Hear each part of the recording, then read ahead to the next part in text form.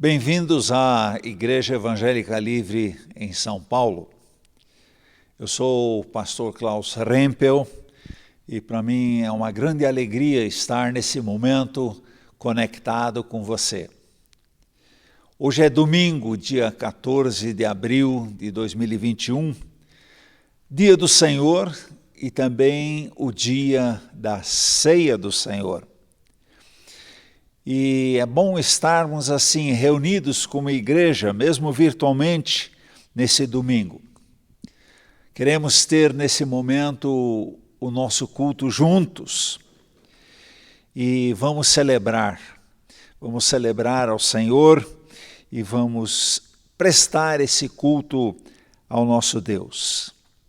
Também queremos orar, queremos louvar a Deus e também aprender com o pastor Frido sobre uma mulher chamada Raabe. Também hoje temos a ceia do Senhor. Desde já convidamos você a participar. Queremos nos reunir com todos aqueles que são batizados e aqueles que são membros do corpo de Cristo. E queremos reunir de forma virtual. Reúna-se com os seus queridos aí na sala, no lugar onde você estiver, e pegue cada um pão e também um suco de uva, que lembra o sangue derramado de Jesus, e vamos celebrar ceando, lembrando daquilo que Jesus fez por nós na cruz. Quero falar com você que nesse momento está sozinho. Especialmente você é nosso convidado também para essa comunhão, esse momento de estarmos juntos. Sinta-se acolhido e participe da ceia, mesmo que virtualmente.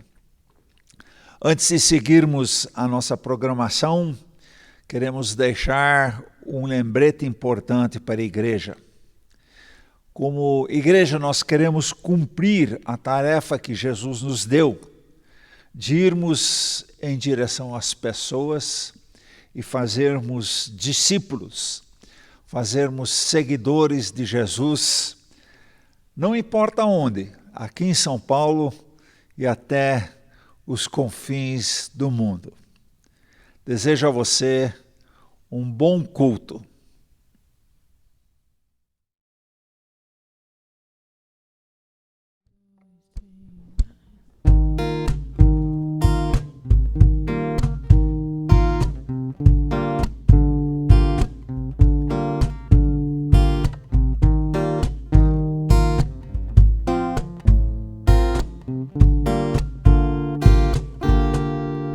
Como descrever?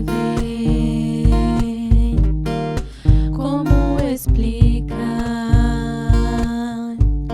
o amor que vai de leste a oeste e nunca mais vai terminar?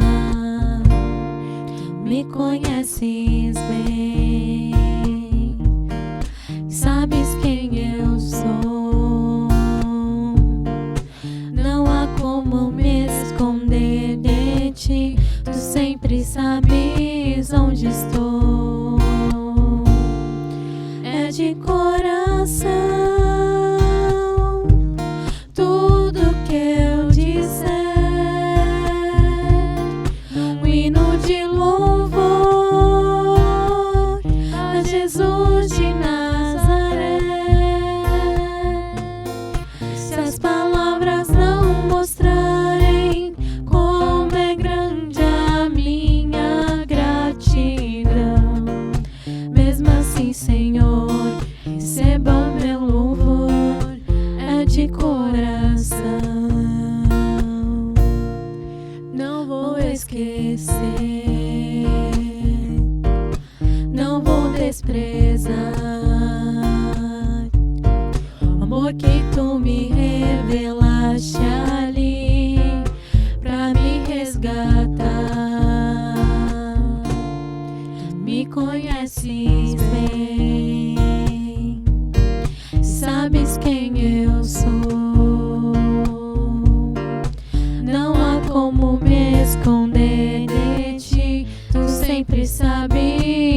onde estou. É de coração tudo que eu disser, num hino de louvor a Jesus de Nazaré.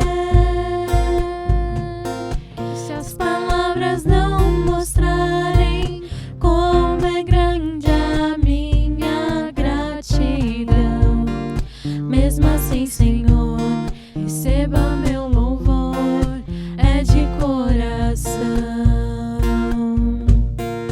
é de coração. Tudo que eu disser, num hino de louvor a Jesus de Nazaré. Se as palavras não mostrarem como é grande a minha gratidão, mesmo assim, Senhor, receba meu louvor, é de coração. Mesmo assim, Senhor, receba meu louvor, é de coração. Mesmo assim, Senhor, receba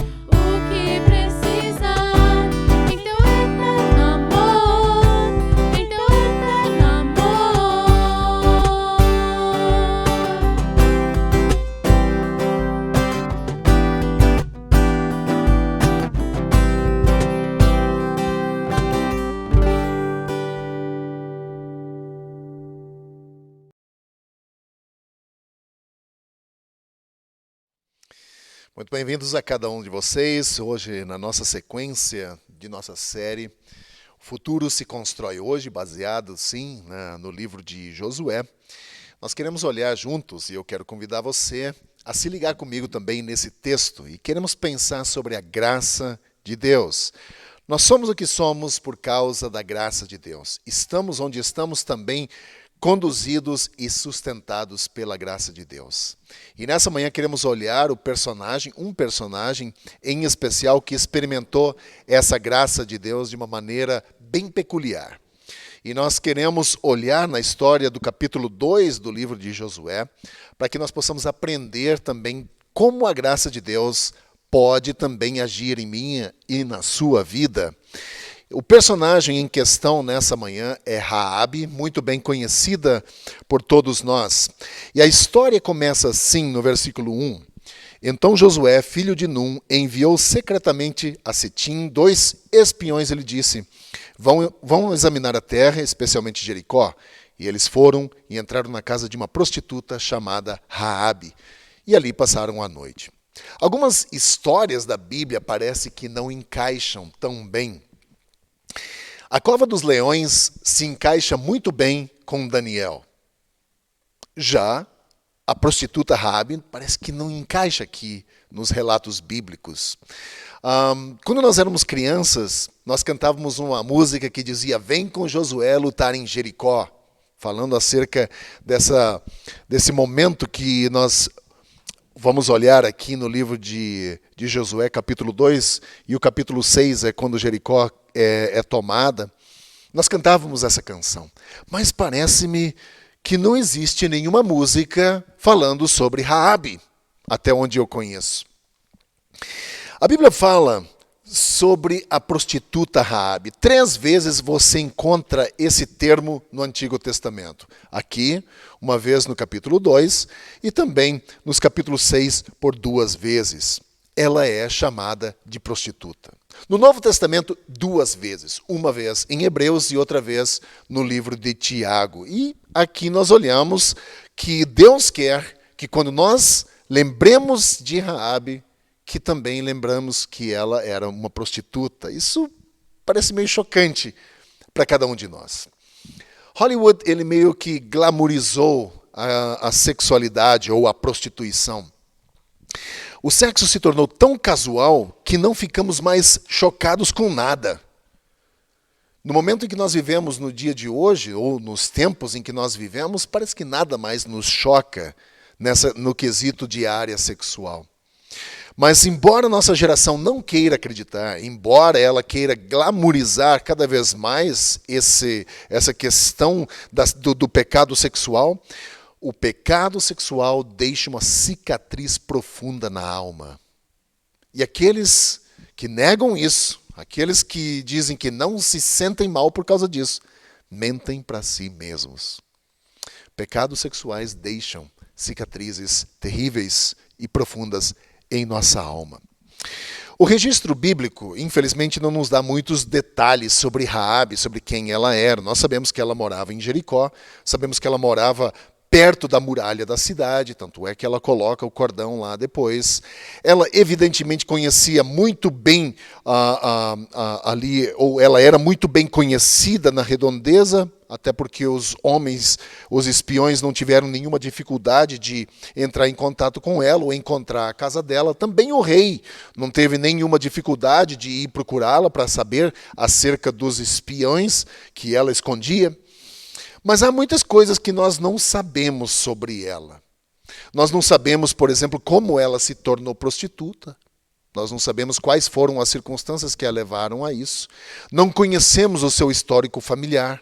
Nós não conhecemos a religião dela.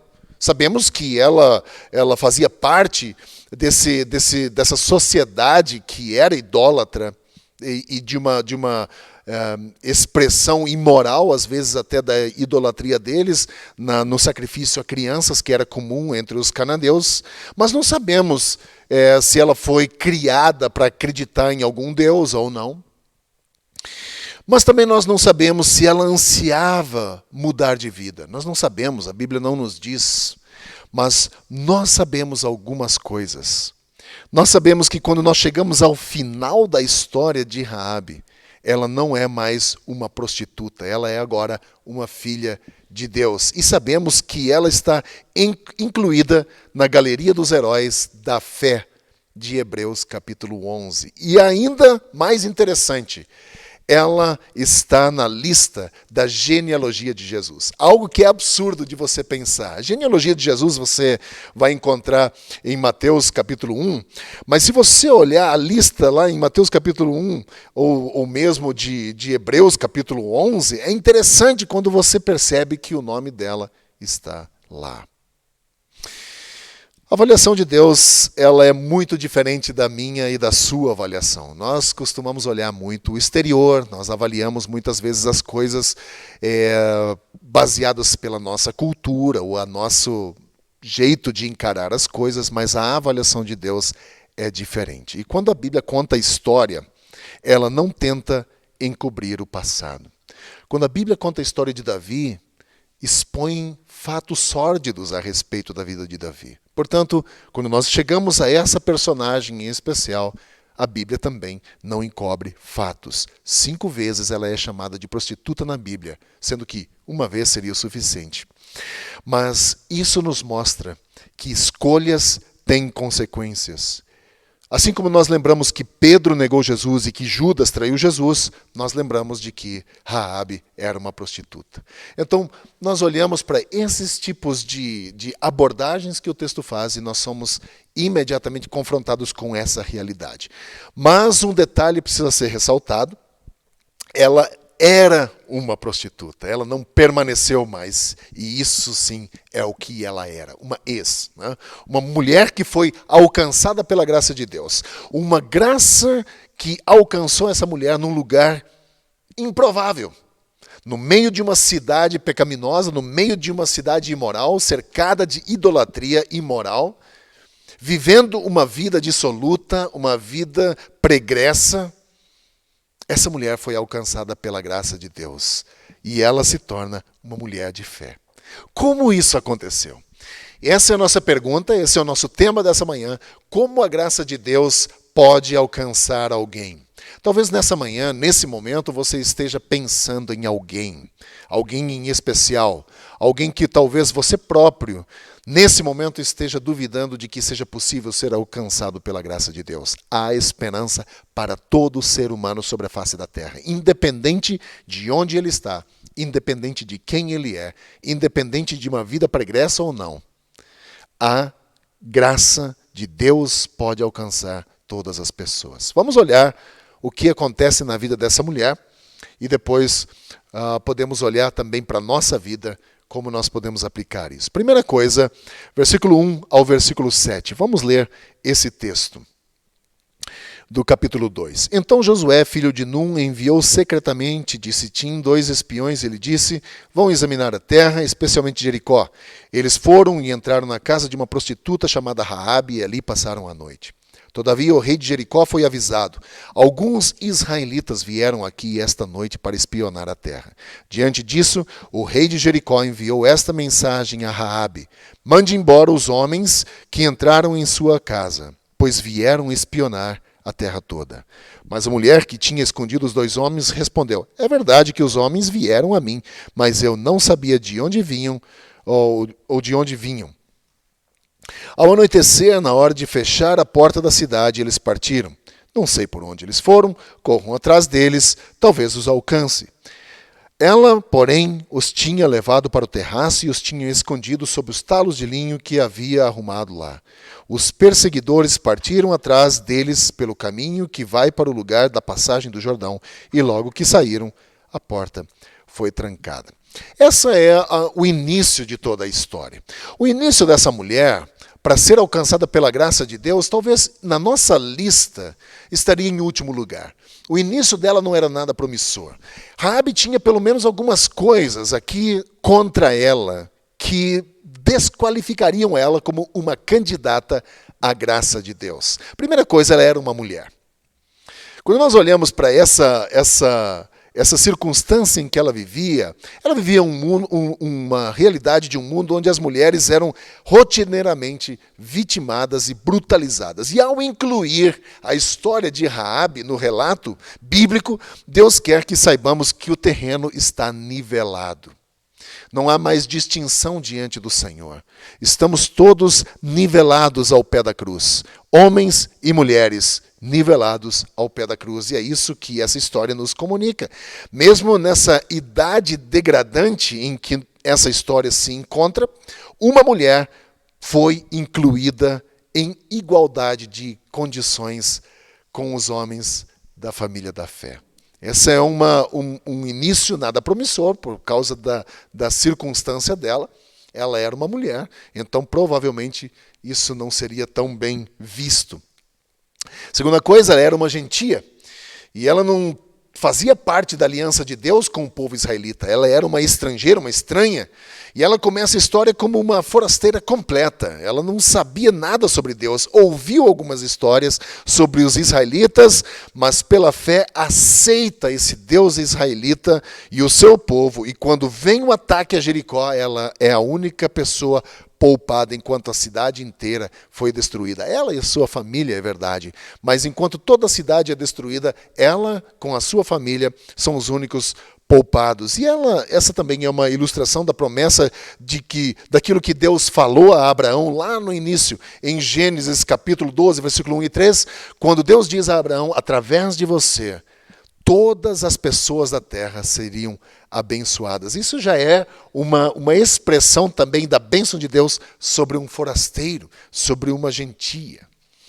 Ela também era pagã, e eu já disse isso no início, criada em uma atmosfera de adoração talvez bastante depravada de ídolos e de imoralidade grosseira também. Raabe certamente tinha ideia do que acontecia nos cultos na religião cananeia, onde crianças eram também sacrificadas. E embora tivesse ouvido falar de Deus, ela não sabia muito do Deus israelita.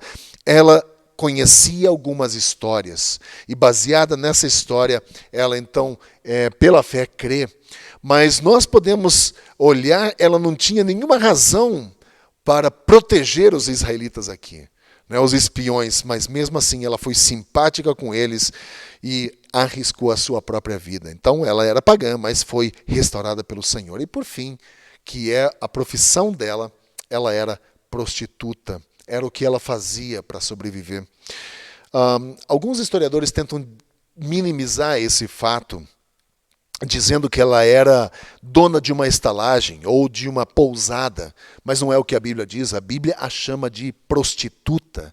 Ela era uma prostituta, e alguns que tentam minimizar isso, eu penso que nós não precisamos fazer isso. O fato dela ser prostituta aumenta ainda mais essa graça, né? Essa graça de Deus sobre a vida dela, porque a graça de Deus é para pecadores. Graça de Deus é para pessoas que necessitam, pessoas quebradas, feridas, machucadas e caídas. E aqui nós vemos uma mulher assim. E a graça de Deus a alcança. Então eu gosto muito do que Paulo escreve lá em Romanos 3:22, quando ele diz: não há distinção. Não há distinção, nenhuma diferença entre homens, mulheres, velhos, jovens.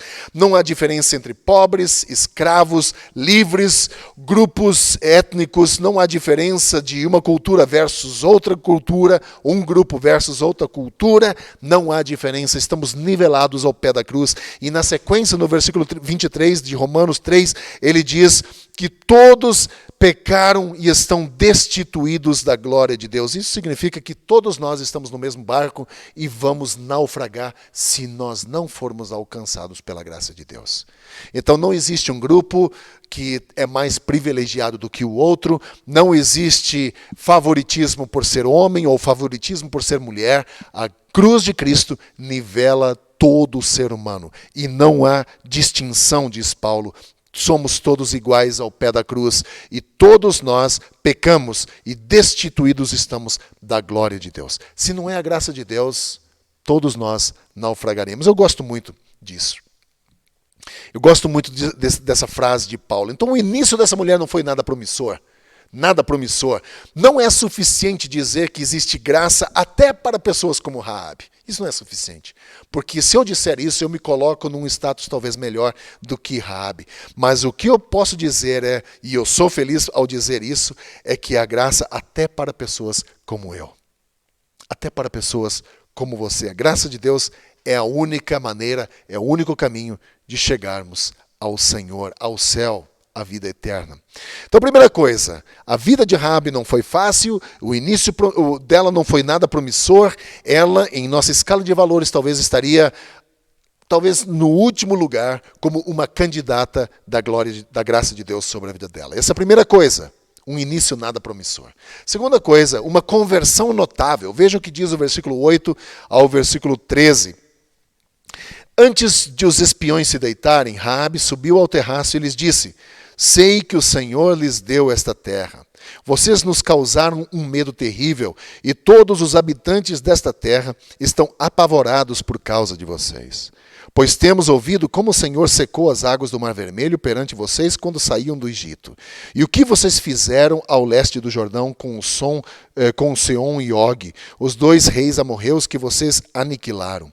Quando soubemos disso, o povo desanimou-se completamente por causa de vocês, todos perderam a coragem. Pois o Senhor, o seu Deus, é Deus em cima dos céus e embaixo da terra.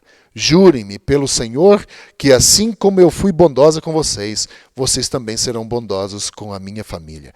Deem-me um sinal seguro de que pouparão a vida de meu pai e de minha mãe, de meus irmãos e de minhas irmãs, e de tudo que lhes pertence. Livrem-nos da morte. Essa é uma conversão notável aqui. Era difícil para ela acreditar, e podemos imaginar os motivos pelos quais ela poderia não ter acreditado. Ela correu um grande risco em abrigar esses espiões na casa dela, depois também enviá-los pelo um outro caminho, mentindo ao rei da cidade. E ela basicamente se recusa a fazer parte agora da sua própria cultura, do seu próprio povo, mente. Por que ela faria isso? Por que ela protege um povo? Por que ela protege esses espiões? Todos em Jericó tinham um certo grau de conhecimento sobre os israelitas. E ela descreve isso aqui. Todos em Jericó tinham um conhecimento daquilo que já havia acontecido, daquilo que Deus já havia feito através da vida dos israelitas, mas apenas Raabe teve a capacidade de acreditar que o Senhor estava agindo no meio disso tudo. Por quê? De onde vem esse entendimento? De onde vem essa compreensão? Eu acredito que os olhos do coração dela foram abertos pelo Espírito de Deus para que quando ela recebesse as mesmas informações que os outros cidadãos da cidade receberam, ela chegasse a uma conclusão adequada, reconhecendo que Deus estava por trás disso tudo, quando na verdade toda essa informação estava à disposição de todos. Mas por que só Raabe creu? Por que só Raabe entendeu que o Senhor estava por trás disso tudo? Eu acredito que Deus estava já ali trabalhando com a sua graça para alcançar. E quando chegou a hora de escolher um dos lados, ela se juntou ao povo de Deus. Agora, no versículo 12 e 13, ela intercede por sua família. E ela diz: jurem-me pelo Senhor que assim como eu fui bondosa com vocês, vocês também serão bondosos com a minha família. É que há um sinal de uma confiança verdadeira. Quando ela se preocupa com a segurança da sua família, quando ela demonstra esse desejo de não ser salva sozinha, aquilo que poderia acontecer de bom para ela também deseja para aqueles a quem ela mais ama. E ela quer ter certeza de que a sua família será salva juntamente com ela. Ela ouviu as histórias sobre os israelitas e sobre como Deus agiu, ela creu, ela deu testemunho disso, e essa fé levou consigo, ou levou ela, a agir com coragem, mesmo diante de grande perigo. Em um momento de grande crise, nesse texto a gente percebe que ela se torna talvez uma traidora, por assim se dizer, do seu próprio povo, e se juntou ao povo de Deus. Se ela fosse descoberta, seria imediatamente executada, de acordo com a lei desse povo. Claro que um traidor seria executado. Talvez nós hoje debatamos, ou possamos até questionar o porquê ela mente para o rei, mas esse é um privilégio que nós temos 3.500 anos depois, de podermos refletir sobre a mentira. No momento mais importante da vida dela, ela não hesitou. Ela precisava tomar uma decisão, ela não debateu nada, ela simplesmente agiu. Ela não assumiu uma atitude que excluísse o Senhor, ela agiu com uma atitude que incluísse toda essa questão do Senhor na vida dela. Ela protege os da sua família, ela faz provisões para a sua família, porque ela intercede em favor a eles, e ela arriscou tudo nesse processo. Isso mostra realmente uma conversão. Quando nós entregamos a nossa vida a Cristo, nós queremos que as pessoas que nós mais amamos também experimentem isso. Nós colocamos em risco muitas coisas pelo fato de nós nos decidirmos pelo Senhor. Nós também sofremos afrontas ou perigos, vivemos perigos. Nós temos missionários espalhados pelo mundo inteiro que, se descobertos, podem pagar com a vida o fato de viverem para o Senhor. Você vê, nós vemos na vida de Raabe uma conversão verdadeira. Alguém que confiou no Senhor e permitiu que, ou não permitiu, por assim se dizer, melhor dizendo, que o medo das consequências a impedisse de agir pela fé. Versículo 14 a 24 é onde um cordão vermelho é colocado como um sinal da fé dela. Vejam o que diz o versículo 14 em diante até o final do texto. Logo em seguida, quando ela pede para que a família também seja poupada, os espias respondem: a nossa vida pela de vocês. Os homens lhe garantiram: se você não contar o que estamos fazendo, nós a trataremos com bondade e fidelidade quando o Senhor nos der a terra. Então Raabe os ajudou a descer pela janela com uma corda, pois a casa em que morava fazia parte do muro da cidade, e lhes disse: vão para aquela montanha para que os perseguidores não os encontrem. Escondam-se por lá por 3 dias até que eles voltem. Depois poderão seguir o seu caminho. Os homens lhe disseram: estaremos livres do juramento que fizemos a você, se quando entrarmos na terra, você não tiver amarrado este cordão vermelho na janela para o qual nos ajudou a descer, e se não estiver trazido também para sua casa seu pai, sua mãe, seus irmãos e toda a sua família. Qualquer pessoa que sair da casa será responsável pela sua própria vida. Nós seremos inocentes, mas seremos responsáveis pela morte de quem estiver na casa com você, caso alguém toque nessa pessoa. E se você contar o que estamos fazendo, estaremos livres do juramento que você nos levou a fazer. Seja como vocês disseram, respondeu Raabe. E assim ela os despediu e eles partiram. Depois ela amarrou o cordão vermelho na janela. E quando partiram, foram para a montanha e ali ficaram 3 dias até que os seus perseguidores regressassem. Estes os procuraram ao longo de todo o caminho e não os acharam. Por fim, os 2 homens voltaram, desceram a montanha, atravessaram o rio e chegaram a Josué, filho de Num, e lhe contaram tudo o que lhes havia acontecido. E disseram a Josué: sem dúvida, o Senhor entregou a terra toda em nossas mãos. Todos estão apavorados por nossa causa. Nós vemos aqui que havia uma necessidade de uma sinalização. Os espias disseram que para que ela fosse salva, um cordão vermelho deveria ser pendurado na janela da casa dela. E para que a família também dela fosse poupada. E se ela não fizesse isso, eles estariam livres desse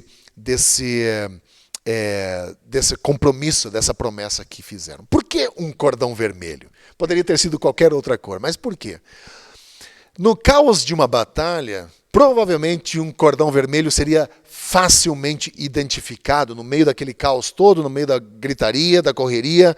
Um cordão vermelho se destacaria com grande clareza para qualquer exército que ali chegasse. Mas há um simbolismo talvez um pouco mais profundo nesse cordão vermelho aqui. O cordão vermelho nos lembra do sangue da Páscoa, que os israelitas também comemoravam como uma libertação. Todo israelita que tivesse o sangue do cordeiro pintado nos umbrais da sua porta foram libertos, né? Experimentaram da libertação de não ter o seu filho mais velho morto. A cor não foi uma coincidência aqui. E nós vemos esse cordão vermelho garantindo de novo, essa cor vermelha garantindo de novo a libertação de uma outra morte certa aqui, dessa mulher. Assim como os primogênitos foram poupados porque tinham esse sinal vermelho na porta, essa mulher, juntamente com toda a sua família, também foi poupada porque tinha esse sinal em sua janela. Não vejo isso como uma coincidência. E assim que os espiões partiram, Raabe, diz o texto, imediatamente colocou aquele cordão vermelho na janela para que todos pudessem ver. Detalhe, irmãos, ela não tinha ideia quando o ataque iria acontecer. Talvez dias, talvez semanas, talvez meses. Não sabíamos. Eles não sabiam, ela não sabia, mas o cordão estava lá. E cada pessoa que ler esse texto, assim como nós lemos essa manhã, deveria parar e refletir seriamente sobre o que nós temos aqui. Raabe ouve a palavra, ouve que Deus entregou aquela cidade na mão dos israelitas, ela ouve e ela responde de forma intencional e pessoal, amarrando o cordão vermelho em sua janela. Ela age intencionalmente. Falei aqui domingo passado sobre a nossa obediência que precisa ser intencional. Nossa obediência não pode ser um acidente de percurso, precisa ser intencional. Se a fé em Cristo é a fé verdadeira, nós devemos colocar toda a nossa força, tudo que temos, todos os nossos recursos sobre Ele, toda a nossa confiança. Nós vemos essa mulher agindo dessa forma. Não é apenas ouvir que nos salva, mas ouvir e crer. Dias se passaram em Jericó. Parece que a vida era normal, nada estava acontecendo. Porém, duas coisas provavelmente estavam acontecendo dentro da cidade. Uma delas, Raabe, estava conversando com seus familiares a respeito de tudo que viveu e de tudo que estava por vir.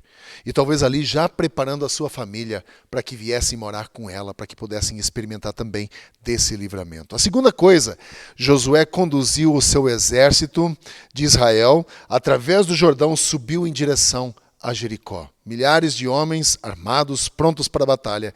Isso fez com que os homens ou os moradores de Jericó fechassem os portões da cidade. Capítulo 6 de Josué, versículo 1, nos mostra que a cidade se sentia extremamente segura.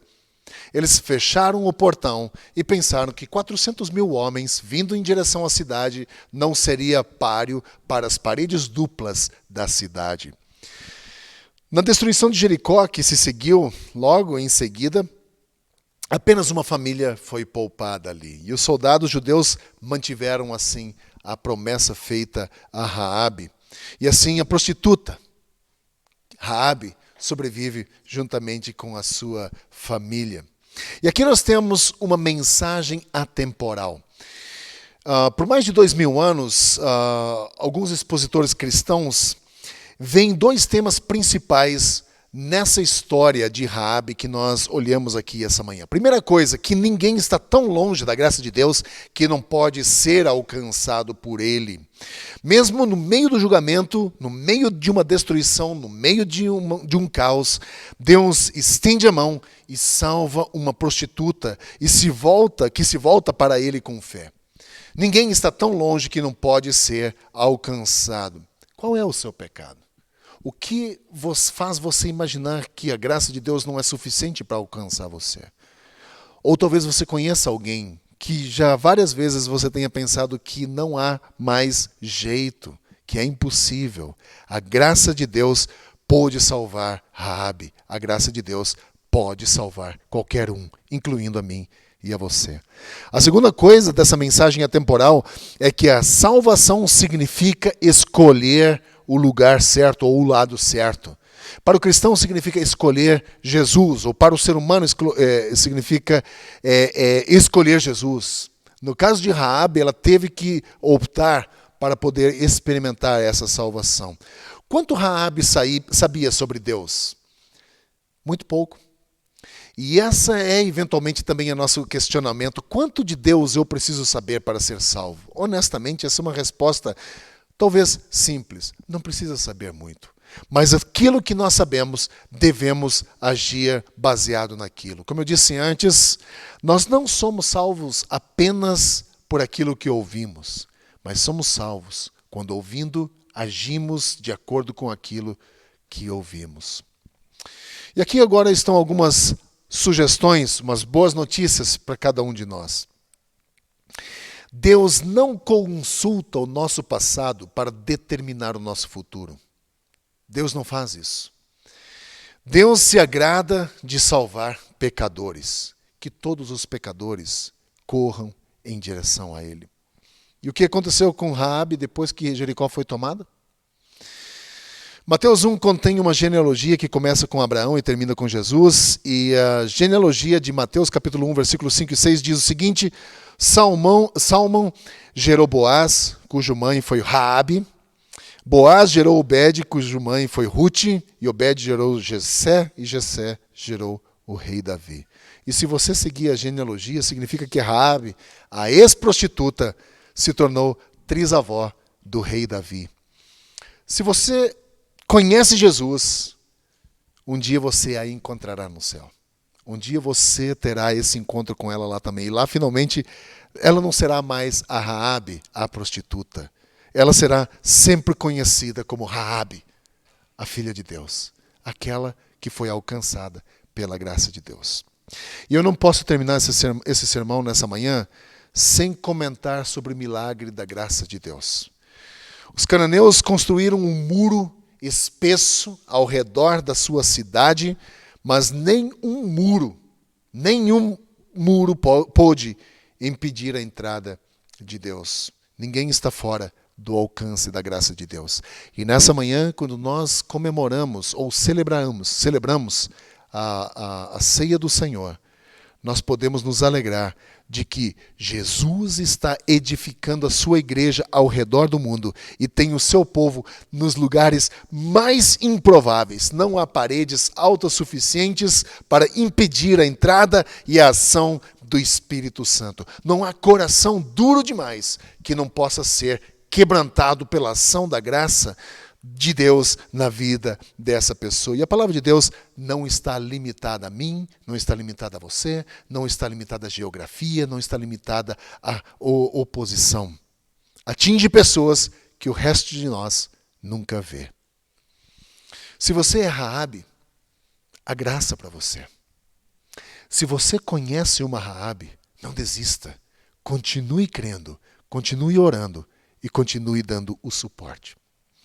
Gostaria de passar para a ceia com o pastor Klaus, mas antes disso, meu desejo é que Deus abençoe você.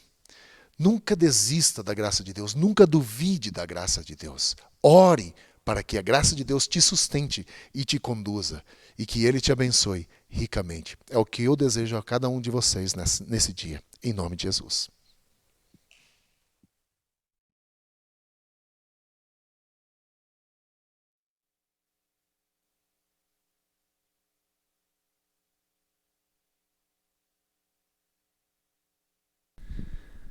Quando os filhos de Israel atravessaram o Mar Vermelho, eles estavam triunfantes, muito alegres, porque venceram os egípcios pelo poder de Deus. E então receberam do próprio Senhor a festa da Páscoa. E o objetivo específico dessa festa era ajudar o povo a lembrar o que Deus tinha feito na vida deles. Ou seja, Deus os tinha salvo da poderosa mão dos egípcios, da escravidão do Egito. E com isso, então, eles deveriam lembrar da mão poderosa de Deus, do braço estendido do Senhor. E, através dessa lembrança, eles desenvolveriam cada vez mais a sua confiança e também a dependência de Deus, procurando sempre mais a orientação e a providência do Senhor. E nós cristãos, será que nós temos um momento de celebração, de festa? Sim, nós estávamos perdidos no pecado, estávamos sem esperança nenhuma e condenados à destruição eterna. Mas Cristo deu a sua vida por nós. E na sua sabedoria, o Senhor então nos dá uma festa que é bem retratado através do pão e do vinho. Uma festa na qual nós vamos celebrar Cristo, esse crucificado, que então nos livra do pecado e da morte e nos dá de presente a vida eterna. E aqui nós temos dois elementos: o vinho significando sangue e o pão significando o corpo de Cristo que é dado para nós. E essa celebração, essa festa, não nos faz apenas olhar para trás, lembrando daquilo que Jesus já fez por nós, mas também essa festa nos faz olhar para frente, olharmos com esperança, e então lembramos da ressurreição do Senhor. E assim nós anunciamos a morte do Senhor até que Ele venha. Então, estamos aqui nesse momento justamente para cumprirmos uma das duas ordenanças que o Senhor nos deixou. Em primeiro lugar, o batismo, e a segunda ordenança, essa festa da ceia. Eu quero ler o relatório dessa primeira ceia que o Senhor instituiu, lá em Mateus 26, os versículos 26 a 30. Enquanto comiam, Jesus pegou um pão e, abençoando, partiu e deu aos discípulos, dizendo: tomem, comam, isto é o meu corpo. Se você nesse momento, aí na sua casa, na sua sala, está com pão, eu o convido a pegar este pão neste momento e juntos então vamos comer deste pão.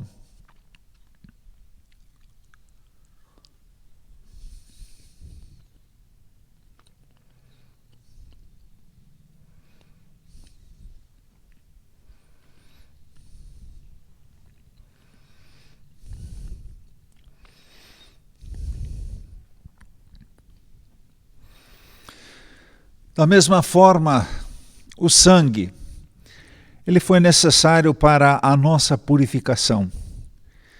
Isto é bem tratado também lá em Isaías capítulo 1, quando diz: ainda que os nossos pecados sejam como a escarlata, eles se tornarão brancos como a neve. Ainda que sejam vermelhos como o carmesim, se farão como a lã. E essa lembrança nos faz lembrar do sangue derramado de Jesus. Se você, na sua sala, nesse momento agora, junto com os seus, tem aí um copo com suco de uva, vamos tomar este vinho em lembrança ao Senhor.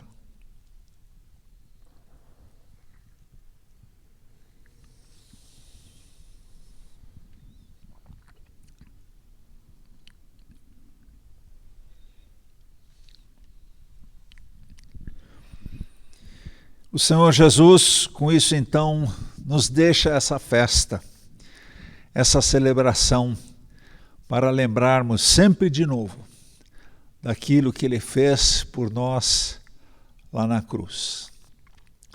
Foi uma grande alegria para mim poder participar com você desta ceia do Senhor.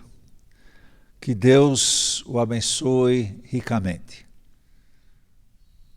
Queridos irmãos e queridas irmãs, estamos chegando ao final do nosso culto deste domingo e queremos, ainda antes de finalizarmos, lembrarmos de um evento importante que teremos próximo domingo, dia 25 de abril. Nós teremos a nossa Assembleia Geral Ordinária a partir das 13h30, porém de forma virtual.